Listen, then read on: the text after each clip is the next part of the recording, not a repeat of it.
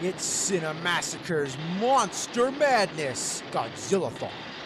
Okay, this is Godzilla against Mechagodzilla, sometimes called Godzilla X Mechagodzilla, but it should really just be called Godzilla vs. Mechagodzilla 3. From now on, there weren't really any new monsters in the Godzilla universe. They were down to remaking the same ones over and over, this time Mechagodzilla again. I've mentioned that I preferred the 70s Mechagodzilla over the 90s version, but the Millennium version gives us a happy balance, coming closer to the design of the original, but still updating it appropriately.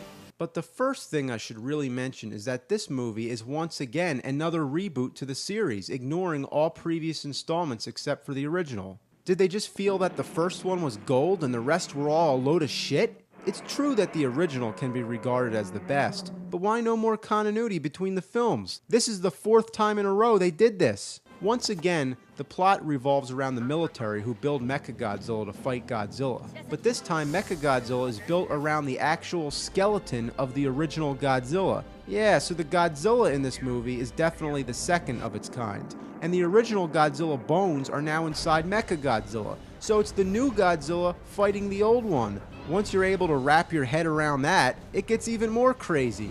There's actually traces of Godzilla's DNA in the bones, and somehow that causes a genetic memory that Mechagodzilla remembers that it was Godzilla and then goes on a rampage through the city. Now that's just mind-blowing.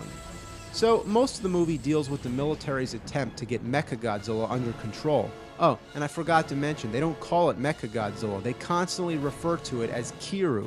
What the hell, it's Mechagodzilla, that's what the title says. Kiru? What kind of dumb name is that? Godzillaが去っていく. What did you just say? Godzilla sucks dick? Godzillaが去っていく. They also tried to make Mechagodzilla more realistic by giving him a limited amount of fighting time before he runs out of power. They use planes to take him to his destination. I guess that saves him gas. Nothing's realistic to begin with, so what's the deal? Mechagodzilla has some great powers, the ability to freeze shit and then crush the ice. They try to use it on Godzilla, but it fails. He's also mounted with a super laser cannon that obliterates anything in front of it.